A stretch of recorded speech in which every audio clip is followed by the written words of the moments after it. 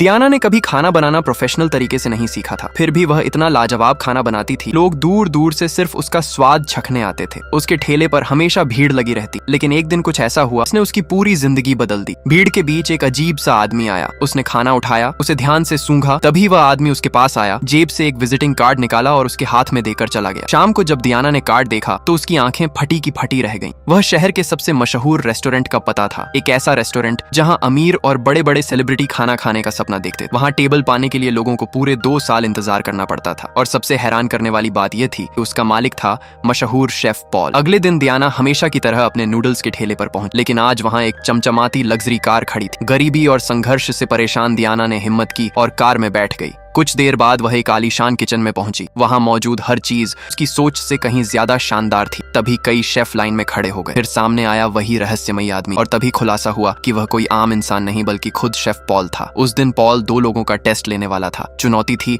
सिर्फ एक plate fried rice बनाना। Diana और दूसरा प्रतियोगी जॉन तैयारी में जुट गए। जॉन एक बड़े कुकिंग स्कूल का टॉपर था। उसने सबसे महंगी और ताजी सामग्री चुनी, जबकि डियाना ने फ्रिज से रात के बचे हुए चावल निकाले, 2 अंडे उठाए और सीधे गर्म कढ़ाई में डाल दिए। उसका तरीका देखकर वहां खड़े सभी लोग हैरान रह गए। दूसरी तरफ जॉन बड़े आराम और प्रोफेशनल अंदाज में खाना बनाने लगा, लेकिन किसी को अंदाजा नहीं था कि अगले कुछ मिनटों में ऐसा होने वाला है जो सबको चौंका देगा।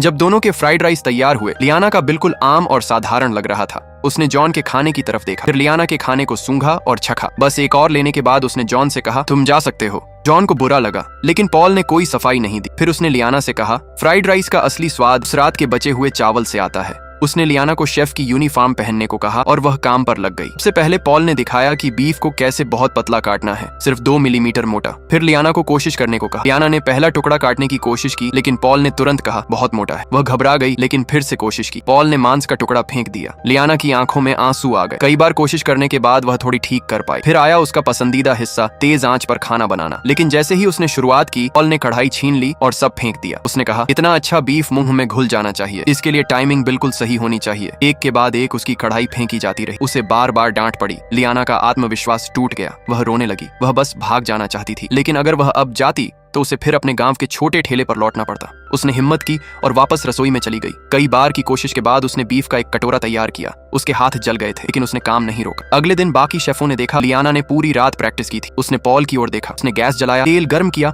और बीफ को कढ़ाई में डाला। उसके हाथों की हरकत अब एकदम सधी हुई और तेज थी। पॉल ने पतले बीफ का एक टुकड़ा उठाया। उसने चखा। बीफ का असली स्वाद उसमें था। स्वाद इतना बढ़िया था कि मुंह में देर तक बना रहा। डियाना की मेहनत के लिए एक लाइक